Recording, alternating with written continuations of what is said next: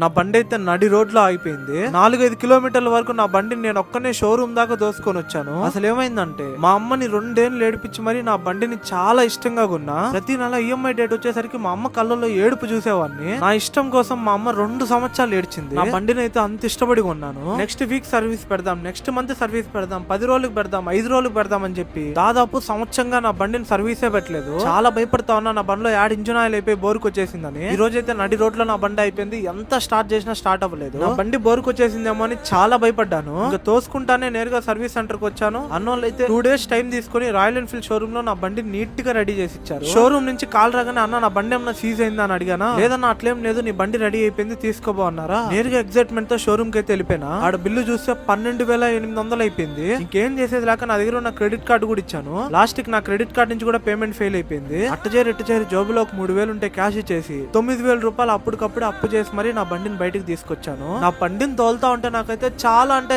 చాలా హ్యాపీగా ఉంది. ఇంకా నా బండిని గుర్తుగా పక్కన పెట్టేసి నెక్స్ట్ ఇయర్ కల్లా నా డ్రీమ్ కార్ తార్ అయితే కొనేయాలి. ప్రతి ఒక్కరి లైఫ్ లో ఒక డ్రీమ్ వెహికల్ ఉంటది కదా. మీ లైఫ్ లో మీ డ్రీమ్ వెహికల్ ఏదో కూడా కమెంట్ చేయండి. చూద్దాం ఎవరెవరికి ఏ బండ్లు అంటే ఇష్టమో. వెళ్లే ముందు ఒక్క నిమిషం ఆగి అలా మన వీడియోకి ఒక లైక్ వేసుకొని మన పేజ్ ని ఫాలో అండ్ సబ్స్క్రైబ్ చేసుకొని వెళ్ళండి మావా.